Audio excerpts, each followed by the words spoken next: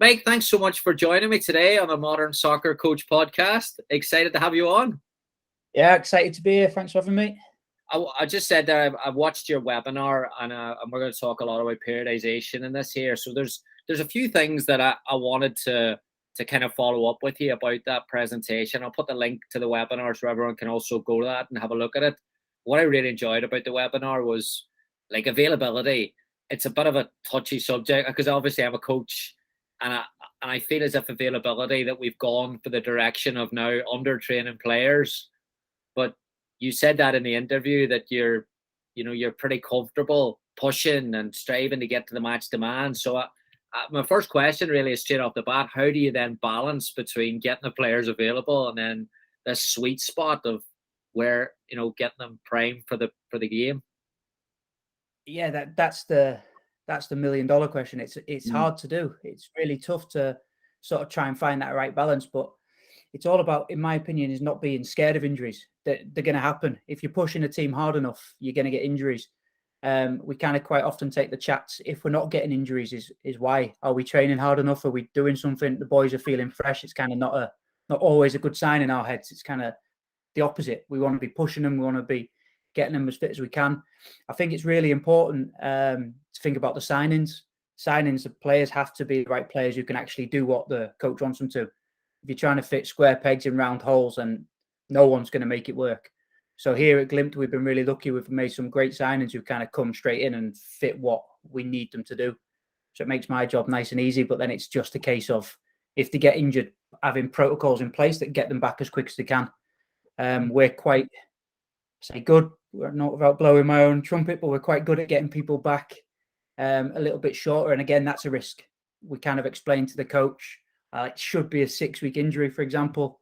It's been 4. So if you play him, there's a chance it's going to happen again. But to kind of embrace that, to manage the load around it and focus on that, getting them on the pitches, because that's where we want them. That's where we get the 3 points. Yeah. So on the recruitment side, and I get that. The challenge, you can't get physical data on a signing, right? Like, so how do you know that a player's resilience, or maybe like you're going to push a real high tempo game style? How do you know that they can cope with that before they come in? So that's kind of down to the scouting team a little bit. There's been some times where you will go back and they'll say, look at this player. So we'll have a look. The main thing is having a look at availability. That's the key one. For me, if they play every game, there's a good chance that they're ready to go and that you can kind of then just enhance them a little bit, but they're not injury prone. If we get players who play in 4 or 5 games and then need time off and then 4 or 5 games, what we do is we kind of back ourselves as being one of the most intense sort of training venues that you can have. So if people aren't really handling the load in another training venue, that's a little bit of a red flag for us. And that's something that we point out to the coaches. You know what it's like, coaches. Normally, if they got their heart set on a player, they might not listen to us. But it's kind of then just pointing out, this guy's going to come in, he's a risk, but we can then do X, Y, and Z. It might take 6 weeks before he's full training. So we put the focus on getting them on the pitch, but then maybe modify elsewhere in the training schedule. So they're there on what we normally play on a Sunday. And then they might not do so much throughout the rest of the week, or they might be modified or do a little bit more physical work with us than the football. So it's kind of a little bit of give and take for them new signings, but it's something, if we can get it right, and there's been a few times where we haven't got it right, and kind of the club here they're actually brilliant in, right, we've signed a player, this is our plan for him. Okay, this plan hasn't worked, let's move that player on, and then we go again. So there's quite a high turnover of players. Yeah. So I've heard that about Pochettino as well. Like, if you break down constantly, they just move on. Again, similar to the philosophy almost, like we're not scared of injuries, we embrace injuries. Is this something that we should be a bit more comfortable with as coaches? Yeah, you have to really sort of pick your moment in a new club to say, we're going to get injuries in it. That doesn't matter, because of course, if an injury doesn't matter to a player who's not in the starting 11, but when it's your captain or your top goal scorer get injured, it of course matters. But then it's just about being careful where you can do, not being overcautious where you can. We sign a lot of players who say, normally I wouldn't train match day +2, or there I need a longer recovery. So we get all of that data in the screening when we do the medical. And then we go to the coaches and we go, oh, this guy wants 2 days recovery, or this guy there. So that will affect your training numbers on that day or on that day. So we try and get as much information as we can. A lot of the times we'll say, right, we start with that, and then we wait until the kind of becomes an issue. We look at the numbers and say, yeah, your numbers are down on the other boys. Why don't you try this? So we always try and give it until there's a natural pause to kind of say, right, you're not doing perfect here. So let's have a look at where we can go and how we can improve it, to try and get the player on side. Normally it helps. We're winning games and we're doing quite well. So people who come to us want to buy into what we're doing. So obviously we're really flying in Norwegian terms, getting to the quarterfinals of European Cups and stuff like that. So people are coming here already with that, right, I want to work and I want to do well mindset. So that makes it easier for us. Yeah. Oh, there's so many different ways it can go here. We'll definitely talk about the buy-in in a second. The one thing that stood out again in your presentation was when you went with, I think you went over with your wife to take a look, and it was the game model and that's the style. But you said it in the interview, like a lot of coaches have this idealistic way. How did you know that it was, there was some meat on the bone with the game model and the aggression? It was everyone I spoke to. So the club at the time, they were favourites or one of the favourites for relegation. But everyone said, no, we play 4-3-3. We press from the front. And I said, well, what about against the good teams who were going, like, we weren't one of them. So do we still? He said, yeah, we still go. We go gung ho. And if we lose, we lose on our terms. So it was everyone in the whole club, from the head coach to the sporting director to the doctor, even, was, this is what we do. This is Bodo Glimt. We do this. And it was kind of ingrained that you're not allowed to do anything else. So it makes my life quite simple, and I can just look at it and go, right, this is how we play. How can I influence that from a physical point of view? Because that isn't going to change. It's just going to be bang, bang, bang. This is what we do. And I didn't believe it at first until that first season when it was the same. Everyone we played, home or away, right, we're doing this. It was really good for the players because they know what they're doing. So it doesn't matter where it is. We don't go, right, we're going to go long, or that's right, you know what you're doing, off you go. So there's a clarity in everyone's approach. That's fascinating. The individualization piece again jumped out to me, because I think it's very, very difficult to do in a season, even the planning process of it. You mentioned about the forwards, obviously the three forwards having higher work rate to do in terms of the pressing. I mean, how do you navigate around?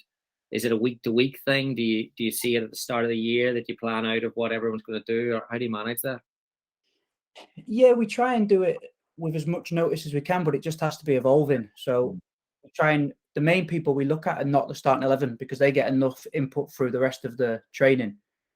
We maybe try and tailor it a little bit if we've got a striker, for example, who's not great in the press. If we're doing a shooting drill, if he misses, then he does a recovery run, or he does a couple of shuttle runs after it. So it's really simple little things like that. It's just to condition games in order to make it better. One of the things is simple is if there's playing matches, they have 3 seconds to take a throw in. So that our goalkeeper coach is shouting 1, 2, 3, and then it's sort of naturally the wide players, they're sprinting because they know they've got 3 seconds to get the ball back. So they don't even know they're doing the extra work, but it goes out for a throw in, and you see the left back hurtling over because he has to get 3 seconds or it's their ball. So it's just little environmental changes that have helped to really sort of harness into what we're doing. We do a lot of actual physical work. We were lucky in 2020, or maybe unlucky, but we had 3-month extra preseason where it was just individual training because of COVID. So we were training in small groups. We could only train in 4. So the coaches, they were coming in and they were doing normal sort of football stuff with 4 people. And you know what that's like as a coach. Most of it was shooting. So our centre-backs got real good at finishing. But then it was kind of over to us as, right, we can be really specific on what we want to do with each person's running. So it wasn't just positional. We were working on certain wingers who like to cut in. They were doing the cut in and then an outside diagonal run. So we went really specific onto what they were doing.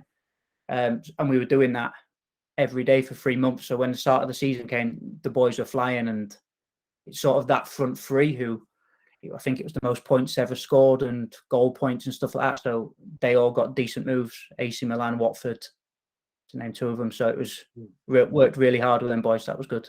Brilliant.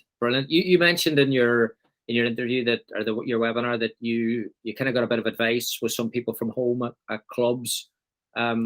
Was that over like loads in terms of like thresholds, or was that more in terms of like those environmental factors that you talked about, or what kind of area? It was mainly looking at loads. It was to kind of give a sort of a grounding point as to what top clubs in England were doing and where we were in relation to that. I was fortunate we had a lot of friends who I've studied with who were happy to sort of share. I won't tell you who, so they don't get into trouble. Yeah.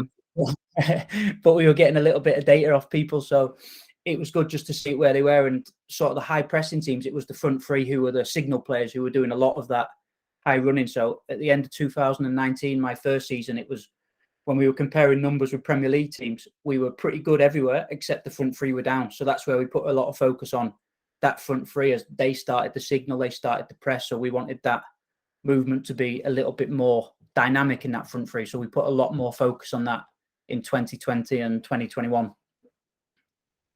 Yeah, I mean, this is a conversation I've had with tons of coaches about the mentality piece with the press, because again, like you look at the selflessness and the ability to almost back press, and if a mistake's made, get back in there. And I mean, what kind of environmental things or what kind of management is that down to the culture of the club? Yeah, the big difference here in Norway is it's a stopgap. Is the way I see it. Is players come here to get better because they want to go to bigger clubs, and especially with people like Ødegaard and Haaland, people are looking at Norway now. And like I said, a couple of players that we've signed to big clubs, people come here wanting to work. Obviously, a few of the local boys, it's a dream to play for the club, but it's a dream to go and play Premier League for 10 years and then come back is kind of what the mentality is. So everyone comes in here thinking, right, I work as hard as I can, and then hopefully I get that big move and a big life-changing move, because it's a small club, really small league in comparison to the rest of the world. So it's people come here with that real mentality. If they want to work, they want to get work good, and they want to see where the future takes them. Jeez, that makes a big difference day to day, doesn't it? With that mentality, it's so simple, but there's a bigger goal and a higher goal. Everyone's takes care of a lot. Yeah. And the team itself, I think we've only got 2 players over 30. The rest of the boys are young, up-and-coming boys who want to see themselves playing in other leagues and test themselves. So it's a good mentality. I think there's only, as you know, there's only 2 people in the team who've got kids, which helps as well, so people get plenty of rest in the nighttime or after they finish training, which that makes a big difference for when we go away on European trips. We go away for almost a week.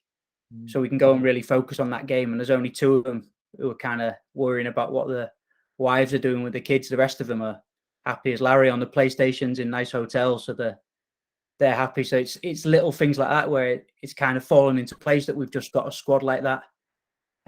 People might tell you it's by design. I'm not so sure.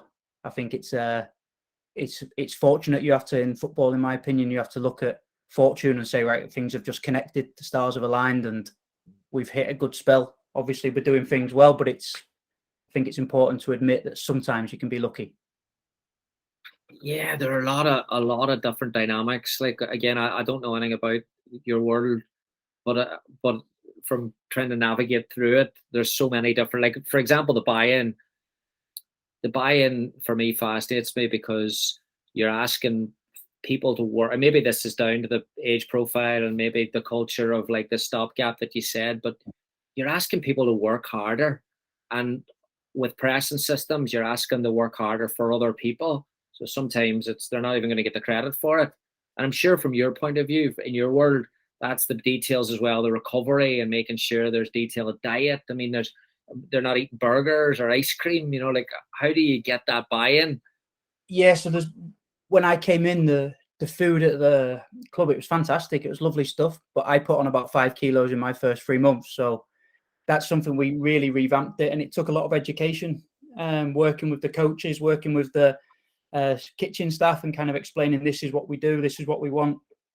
What I try and create is an accountability culture, so no excuses.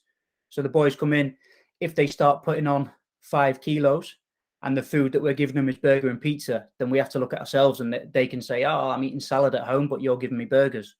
But if we get it perfect at the club, then they've got no excuses from us. So if they're putting on body fat or getting heavier, you kind of go, well, what are you doing at home? And then you've got that accountability factor. So that's something that we do. We have access to a DEXA scanning machine, which looks at muscle mass and fat mass. So we take that regularly on the boys every 3 months. So and compared to the skin fold calipers, there's absolutely no hiding place on one of them machines. It looks at everything.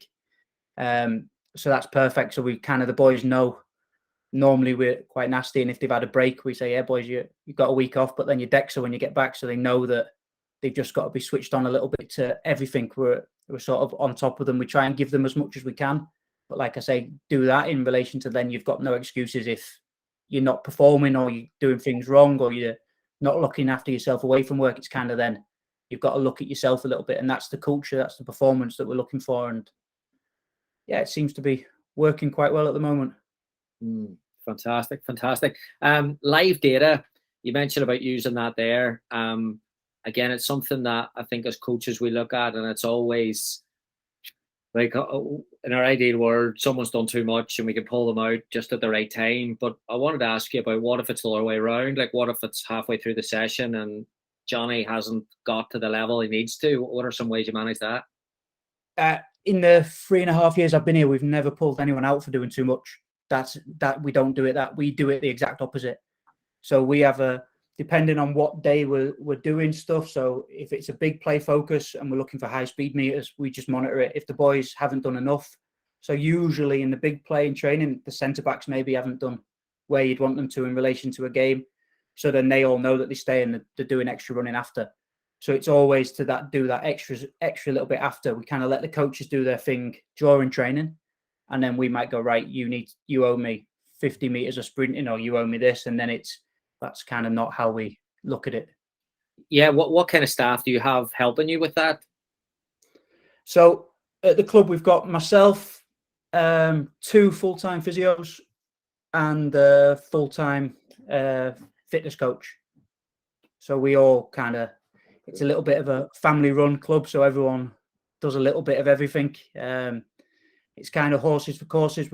A couple of the physios are from a Pilates and yoga background, so they tend to work a little bit more with the early stage rehabs and really sort of concentrating on the small details. We do quite a lot of work with the core and quite a lot of work with flexibility with the boys from a recovery strategy.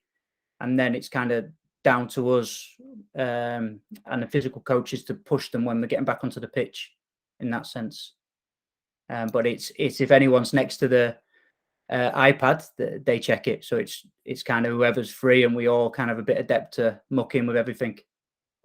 Brilliant. Planning for the week, and when you're working periodization, is something that a lot of coaches are really interested in, and something that I was learning whenever you were giving your presentation was is it a tactical theme that's, do you plan, say, match day -4 is your defensive day? Is that measured against the intent, like it's going to be higher, longer sprints? Is that how you've managed and prepare the load for the week based on themes? Yeah, so we kind of base it on pretty much, if we're saying it's, for example, a defensive day, then you're working on our back 4 and our sort of low line midfielders. What we then know is that they're going to be doing more focus on the ball, but maybe they're playing against what we would call the B team or the second 11, who are working on a high press, because that's what the coaches are working on. So they might be pressing our centre backs. So we then calculate sort of the opposite for match day -2, if that makes sense. Yeah. So then our defenders the starting defenders are doing less than the attackers. So them 2 days sort of flip. So we just have to tailor it to who's doing what and when they're doing it. We factor in everything. If the coaches are saying, right, we're going to play against a team who are just going to go sort of long ball every time, maybe they might be doing a little bit deeper work. So then we modify that. So then they might just have to do top-ups. But we have target metrics for every player, not just position specific, but individual specific on how they play. So it's their target. So if it's a match day -4, we want them to hit that. If the coaches don't hit them that in a session, then we do top-ups. And sometimes you might get to a point where, especially on big play day, our wing backs are pretty crazy. So if they're doing a lot of sprint meters, then we might say, oh, they've done almost a full game on a Thursday. So maybe on the Wednesday, you want to modify a little bit. So if you're doing a lot of transitional crossing stuff on that day, maybe the fullbacks are coming in and they're not whipping the balls in, but they're coming in as support players or gamble with them on the back post, that type of stuff. But it's never normally used as a right, pull them out because they've done too much or they can't train tomorrow or they have to be inside. But it's more maybe modify him from doing too much crossing or don't do a finishing drill that day or that type of stuff. So it's just to give the coaches information. They might say, now we want to do finishing because we haven't scored in 3 games. And then what can you say? Because it's about winning 3 points, but you have to just be smart about how you angle it. And as a physical coach, it's always picking your battles with coaches. You know what it's like. Picking your battles with players as well. Like I remember going to convention over here. It must be 15 years ago when the science was really pushing on, and it was about these heart rate monitors and how at this point you could pull a player out of that. And even then, I thought, like, that player's going to be. It's probably going to be your hardest working player. They're going to be pissed off that they're out of the session. Do you think that just a natural isn't a good practice, or is that just something that depends on the player or the coach? Yeah, I think it depends. If I'm pulling out a player and he's happy about it, I'm questioning that. Like you say, well, why would he be happy about coming out? It doesn't sit right for me. The players should want to be on the pitch, and if there's an actual reason or a risk from an injury point of view and you're having to pull them out, I should be having to fight them out and get them off the pitch. It shouldn't be, yeah, I'm done. I think that proves a bit of a bad mentality if the boys have got that. So yeah, I'm for me, it's never about me or about the physical coaches. And I think sometimes you can get lost in the data and say, oh, but the data says he's done enough. But how does that actually feel for him? If he's doing that amount, is that normal for him compared to someone else? So it's just trying to make it as individualized as you can do. You're always going to get people in the team who work harder than others. That's natural. That's life. But I don't like the idea of pulling people out. And footballers, they train for an hour and a half a day, more or less. So that's their work and that's their job. So you want to get them on there for as much of that as you can do. Absolutely. Other things like the post game, you see some people doing their sprints afterwards for the players that didn't play. Do you still do that, or is that something that you modify? No, we still do that to try and keep people on the cycle. So people who aren't in the squad, they'll always train on match day. Where possible, they'll play for the B team, and we try and align the B team to be on the same day if we can do. And then the subs, they'll always do running. Our focus is on to try and get as much high speed and sprint meters in as short a time as possible. Which, you know what it's like, especially if you've lost or you've got a flight home or something like that. It's quick and you have to be as fast as you can. So we just put that focus on sprint meters and high speed because that's what they're not getting from that input that they're missing from the game. So that's what we really focus on. So we get out as quick as we can, sprint, and then we're out of there. Yeah. Match day -1. Is that something that's a set day that is less mentally taxing, or is that something that the coaches want players to be, does it change every day, or is it a routine? No, it changes for us. It depends. That's when they maybe do a little bit of set piece work, and they might really want to focus on that. I think for me, that should be a physically less demanding day, but maybe a sort of mentally quite demanding where the boys have to actually concentrate on this is how you stop it, because that's when it's as fresh in the mind for the players going into the match. I like to do it a little bit fun, try and make the boys smiling. I'll normally join in the rondos on that day and let them nutmeg me 12 or 13 times. It's always on purpose, I promise. But it's just to make them smiling a little bit and having fun, and then let the coaches go over and do what they need to do to get the boys as prepared as they can do. Brilliant. Let's talk about Mr. Mourinho. Had to ask you about him. We're talking about pressing styles, and obviously, like when you're up against Roma, and Mourinho comes with a reputation on many things, but usually a quite defensive, negative style of football. When you saw it up close, was it more attacking that you thought, more expansive that you thought? What were your first impressions? Yeah, so we played them 3 times this year. the first time at our place where we won 6-1, I don't think that was a true reflection. He put out a few younger players or a few players who hadn't been in the squad. I don't know if that was just before the transfer window. So he's a very smart man. So I don't know if he was making a point that he needed his squad strengthening or what. But he's really, I think he's one of the smartest men in football. So that wouldn't put it past me that there was ulterior motives. So it's hard to say anything. We were really good that day. It was a full stadium.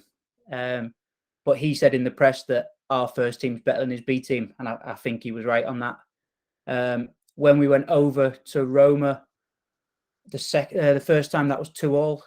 And I think that meant something to Roma then. They were really trying to win that. So looking at his style then, they were actually quite attacking. They have obviously some really good top international players. So they were really good. I didn't think that they were too defensive. I thought they were smart we had one midfielder at the time who we've since sold, but he was sort of our key player. He was missing that game through injury. So I think that helped because they were trying to mark him, but then he wasn't there. So that wasn't our key sort of outlet. So we were missing him out anyway. So that kind of helped. Again, luck maybe. That was just, you say missing one of your best players might not be perfect, but I think that helped us. We had a guy who was maybe not as fantastic on the ball, but worked his socks off. And it was everything just aligned for a 2-2 draw.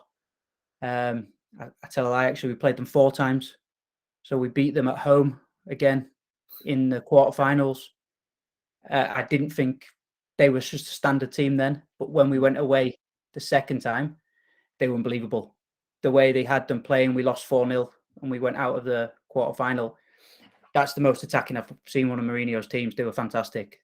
The movement around the box they were too good for us. So I think it shows the sort of the credit to him as a manager that in 4 games he looked completely different in almost every one. Which, like where I say familiarity, the way we do things is the same every time. He modified it to give us a good old beating in that last one to get himself through when he needed to. So it's great manager. I imagine like when you're at a pressing level and you're looking at the metrics, and then you go to that, like especially the last game there, the 4-0 game where they put on a show. I know I would imagine the Italians in Rome would be able to knock it about, break presses. Were your metrics higher then, or were there less pressing opportunities because they were moving out of it quicker? Yeah, they were much lower because we weren't hitting them on the break either, so we weren't getting that long sort of sprints forward where everyone was joining the counter attack. It was almost, we were just camped quite deep in the in our own half. We couldn't get out much, so there was short little presses, but nothing to what we normally do. And they, like I say, their movement in the box and around it was a little bit too good. So we were trying to press, but I don't think we had the opportunity to get there. 70,000 angry Italians helped them, I think, with the so it's something that we get 4,000, 5,000 at best, and go in there. They didn't stop singing the whole time. It meant something to them, and you see now they're in the final, so it's something they want to win. Brilliant. There's a great picture of him with a hat on whenever you beat them at your place. How did you find him, or how was he away from it? Was he quite personable, or was he a bit standoffish? Yeah. The first time before the game, if you've been to anywhere near our ground, it's a tiny old thing. There's nothing. So changing rooms aren't big enough. So they had about 30 staff members just in the corridor. And as you were walking past, he was saying hello. He was pleasant enough. He was signing autographs for all the kids. I don't think he was quite expecting to lose 6-1, so he wasn't quite as nice after the match. But they're a big club. If they go anywhere and lose 6-1, I guess it's almost crisis meetings and things like that. So he wasn't that good. But then when we went away again, it was a great place to go. They're really hospitable. They helped us in sort of sharing any of the videos and stuff. I know the guys were in touch with him, and it was a fantastic experience. We've had a few this year where we've been to some big clubs, and every one of them have been really welcoming, and it's been a great year. All right, fantastic. Let's get to some questions that some of the coaches put in on social media for you. And a lot of these are centered around periodization, so that's why I kind of put it up as. So Sam has asked, could periodization work at grassroots level? Should we look at match day as being in the middle of our week? Example, if we play on a Saturday, then the next training day, would that be on a Monday? That makes sense. I think a lot of grassroots stuff depends on when you train and sort of when people are available for training, and then you modify what you do in relation to that. If you're training 3 or 4 times a week, then you can tailor it to that. If it's once or twice a week, then you can kind of build it like out with the match day as your sort of big play training day, and then work it that way. But I think if you have a plan into what you want to get out of any session physically over a period, if you say, right, we want to improve this press and we're going to use games as a way of doing it over a 6-week period, I think you can apply periodization to anything you're doing. In the sort of podcast or the interview that you're talking about, what I mentioned is, for me, the way of explaining periodization is just a structured plan as to what you want to achieve and how you're going to do it. And it's as simple as that. If you're grassroots or Premier League or international, it doesn't matter, as long as you just, this is what we want to do, this is how we're going to do it, and this is the plan. If it fails, it fails. But that's your plan of how you're going to try and improve what your output is on the pitch. Yeah, college. I don't know if you know anything about college soccer over here. It's an absolute mess in terms of the schedule. So one of my colleagues, I worked in it for 15 years. I still keep in touch with a lot of coaches. And someone rang me the other day. Richard Moody rang me, a Scottish guy. He's like, right, they've moved our games from, I don't know why he rang me, but no one else must have answered. He said they moved their games to a Thursday. They used to play Friday, Sunday for 3 months straight. Right. 2-week pre-season, 3 months straight, Friday, Sunday. They've moved it now to Thursday, Sunday. And you're probably flying to a lot of your away matches, blah, blah, blah. So he's asking, like, what day would I get my, like, when can I work, basically? You know, when can I get a big day out of this? Yeah, so that's basically what we were doing last year in terms of our European Sunday, Thursday, Sunday. So what it's important is that for at our level it's simple. You don't get a big sort of focus on the pitch. I think as a coach, to accept that is a hard thing to do, because you coach, you want to influence what the boys are doing on the pitch, but it's then about modifying how you're going to influence them. So do you do more videos? Do you do more one-on-one meetings? Do you actually work on almost a walkthrough on the pitch? So this is how we want to do a structure. If they go there, we move over here, and we do stuff like that. If you're wanting to work them, then it's maybe on the Tuesday, but it's 2 days after the game, 2 days before the game. So what are you actually trying to achieve? If you've got a decent sized pre-season, that's when you get your work done. That's when you get your fitness done. And then it just carries through the season. And it should just be, right, we just kind of bounce through and we get through on momentum a little bit. Where your work comes in is with the people who aren't starting, because they have to be, if you're doing such a tight schedule for 3 months, you're going to get injuries. So then people have to be ready to step up. So that's where you try and put the focus as a coach on. My work is on making sure that this young lad's ready to go if they get injured. Yeah, I work with, I really enjoyed S&C coach I worked with last year here in Louisville, Bree Brown, and everything, her answer for everything I would ask her on stuff was always, what exactly are you trying to do? That's what you remind me of that. But it's so important, right? Because like sometimes as a coach, you want to do this, but if you narrow down what your absolutely solid objective is, it makes it a lot easier. Yeah, if you think about what you work, you're doing 3 working days a week in terms of your games, then you're just recovering. So it's about match prep and being ready to go. So that's your work. Thursdays you work, Sundays you work, and it's what can you do in between, or what, like you say, what do you need to do? If the answer's nothing, then the answer's nothing. If the answer's we need to work on set pieces because we've conceded 4 or 5 goals, then that's a key point that you need to focus on, and then that's when you work on how much can we be doing. If we've got one free kick taker, maybe he doesn't take all 50 free kicks. You have to then modify it a little bit. It's just simple stuff like that, and just kind of be smart about the time that you're on the pitch. Brilliant. Malonis has asked, if you got $1 for every time you get asked this one, I bet you'd be a rich man. In pre-season, are you training the physical aspects isolated, or are you combined with tactical aspects in small-sided games? Yeah, we combine everything. So everything that we do is focused on the coach's vision and the club's vision of how we want to play. So anytime that I put in an individual program, I go to the head coach and say, what do you think? I think this guy maybe needs to improve his change of direction speed. And if he says, well, actually, I want him to be a bit faster over 20 meters, then I shift my focus onto what the coach wants. That helps in two ways. He's picking the team. So if he wants him to be quicker doing that, it doesn't really matter what I want him to do.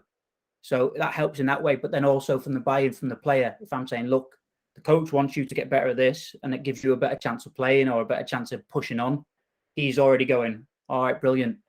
The physical coach and the physios are the least popular, least cool people in the whole club. So if you can get the coach sort of buying into it, the players buy into it straight away as well. So it's all linked, and it's all about getting performances on the pitch.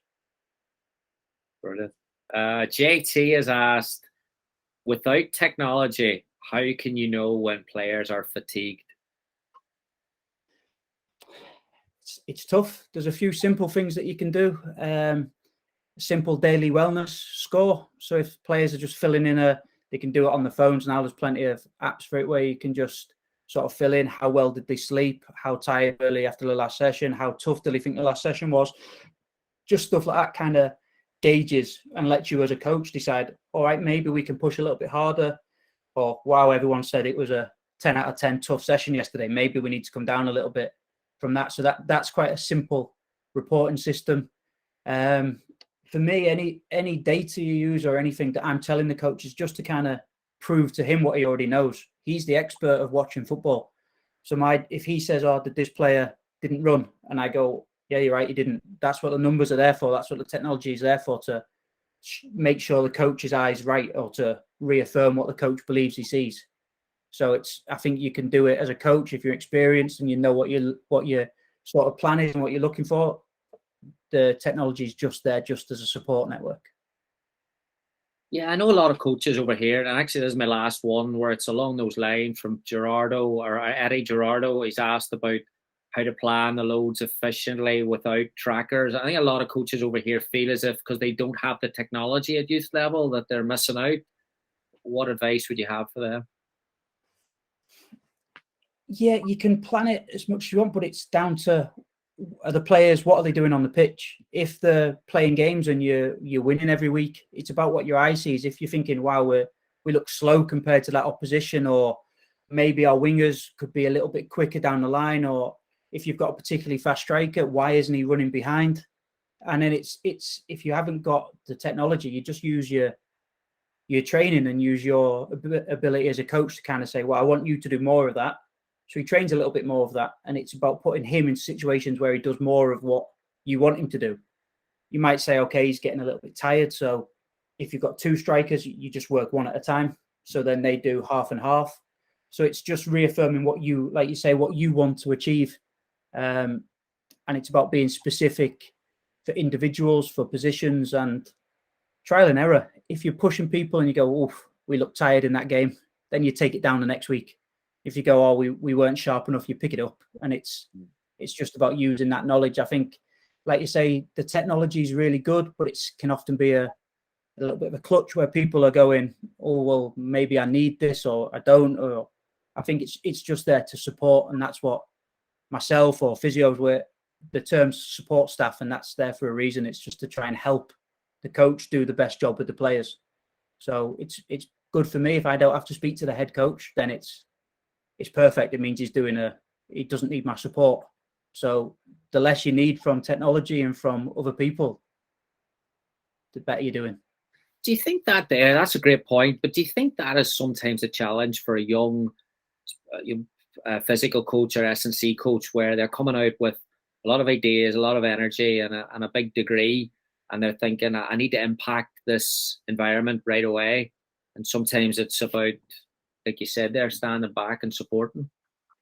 Yeah, I think everyone wants to do a good job. And I think if you're going into any sport, you're working long hours, you're working hard.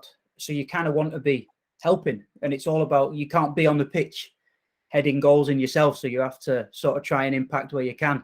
And it is really hard. You kind of come in and you're really keen and you want to help and you're putting your hand up and you're saying, what about this, what about this, what about this? But sometimes, like you say, it's important not to overload the players. The better the education that you can kind of subtly provide to the coaches, but we'll maybe tailor this to do that, or have you thought about that? If he says, no, this is how we're doing it, then you can kind of step back and go, well, maybe next time he didn't do as much. Or it's about waiting for the right opportunities to correct the change. If your team's winning every game and you go to the coach to change something, your chances are that you're going to get told, we're not changing anything. But if you're losing games, then you maybe wait for your opportunity and say, well, what about this? Or if a player's having a bit of a sort of dip in form, that's when you can come in and influence it a little bit. But it's about waiting for the right moments, waiting for the right times, because more often than not, the coaches have been doing it for a little bit longer and they have their style of doing it. So it's just about working together, finding a plan that sort of fits everyone and helping improve where you can. Brilliant. Last two, these are my two questions. Final two for you. I've kept you. I've gone over here, but I don't care. We'll just drag this one out. We talked before we started recording about relegation, and you talked about your experiences at Notts County, and then you just mentioned there about like the mental piece. When you're given physical breaks and even the pressure of winning Europa League games and even being in that relegation fight, I mean, how hard is it to manage physical, mental fatigue and just people being down or people being under pressure? How much is that? How do you navigate through that even? Yeah, it's really hard, and it's about the individual. Sometimes some players, when they've lost, we were actually in the Norwegian Cup final 2 weeks ago and we lost. So it's like the equivalent of the FA Cup. So some boys came in and they didn't want to talk for 2 days. Other players who would normally recover the next day came in and said, I want to train.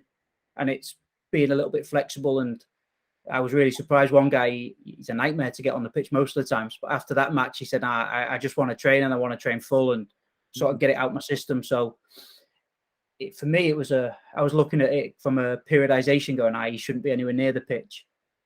But it helped him and it helped him recover. So it was like, okay, yeah, we can kind of make allowances on that one and then off you go.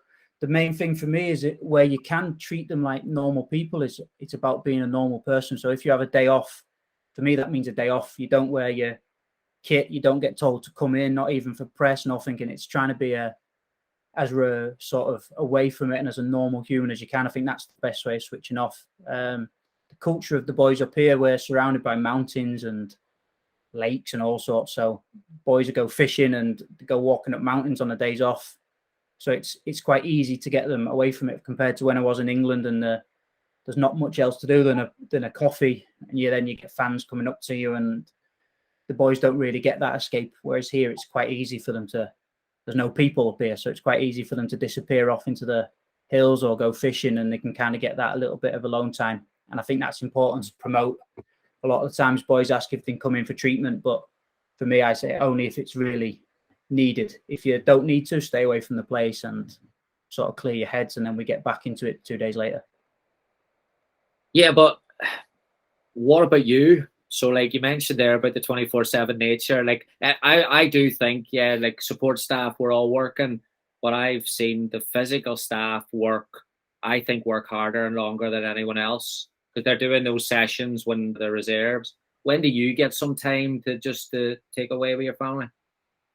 Yeah, that's hard because we work 7 days a week, sort of most days. I don't know if I mentioned it, but my wife also works at the club. Oh wow! So I don't get any escape from her either at home or at work. On you. So that's a nightmare. I can't even tell her that work's on because she's got the same schedule as me. So I can't escape from her. So it's hard. But I think it's something that if you want to do it, you do it, and that it's part of that calling, as it were, to be in football. And I take a little bit of pride in we get players back as quick as we can, or we have the fittest team. So it takes a little bit of dedication and it takes that work. You have to be smart and you have to get the time where you can. For example, we had a day off earlier in the week. we were in, but I got the boys in 9 till 10 and then gave myself the rest of that time off as much as I could to try and get away, have a walk around and just be as normal as I can. For me, kids help, because when you come home to your kids, you can't be thinking about work. You're watching Ben 10 or you're wrestling or you're doing something. So that's been a big difference from when I had kids to not, because I was coming home and talking or researching or doing something. But now it is a switch off to have that mentally draining and tiresome in other ways. But it's a switch off from work when you come home, have your kids. But it is hard, but it's part and parcel of life, I guess. Yeah, like there was a big thing on social media. It was about 3-4 months ago. I know Ground Guru did a fair bit on it. Was about this life balance, and I know in your world especially, there's, because of the academics, I think, because of the nature of that, you're coming out of that and then going into such an intense world. Most coaches are really coming from a former player. They're not coming from as an intense studying world. And like, what's your advice to a young coach that can they balance both, or do you just have to kind of choose what the level is? You can definitely balance both, but it's about what balance is. Because for me now, if you put me in a 9 to 5 job where I had every evening and every weekend off, I think I'd hate it, because I have to sort of look at myself and go, what is my job? 5 days a week, I get to watch people play football. With injured players, I get to go and train with them and work on my free kicks. It's just taking a little bit of joy in what you do, and you accept that it's hard. You're not working easy life, but you get to enjoy. Like, I've been lucky enough to go. We've been to Celtic Park, like I say, Roma. We've been to AC Milan, and that's work. So whereas I'm 7 days a week, you then get them opportunities where you go, this is unbelievable, and it's lucky to be here. So you have to take the rough with the smooth a little bit and sort of enjoy where you can. Complain about it, find a forum for that, because that's important. Yeah. To have sort of a place where you can get things off your chest and have a good moan about it. And I don't think there's anything wrong with that. I think that's part of it. And then get yourself ready to go the next day. It's hard. Any environment where you're with 30 men, you're not going to all get along with each other all the time. But it's important you're all there because you love doing it, and that's it. And you kind of knuckle down and make the most of it. Hey, fantastic, Mike. Thank you so much. Wow, unbelievable. It's flown. I'm going to go back now and watch those Roma games. I always watched the highlights and the goals at the time. I need to go back and watch that 4-0 game. And don't watch that one. Just watch the 6-1 one. That was the best one. That's where I recommend it. Yeah, absolutely, mate. It's been great. Top class. Cheers, Mike. Have a good one. We'll talk soon. Speak soon. Bye. Bye. Cheers.